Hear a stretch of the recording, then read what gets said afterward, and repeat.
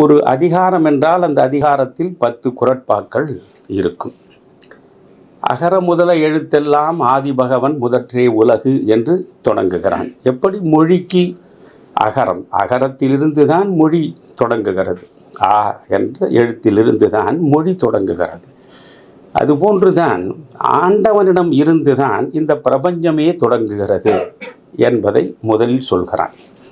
சரி, அந்த ஆண்டவன் யார்? எப்படி பார்த்தாலும் கிபி 2ஆம் நூற்றாண்டு வள்ளுவனுடைய வாழ்ந்த காலம் என்று பெரும்பாலான அறிஞர்கள் அறுதியிட்டு வரையறை செய்திருக்கிறார்கள். இயேசுவுக்கு பிறகு ஒரு 200 ஆண்டுகள் பின்னாலே வந்திருக்க வேண்டும். முகமது நபிகளுக்கு முன்பு ஒரு 400 ஆண்டுகள் முன்னே இருந்திருக்க வேண்டும்.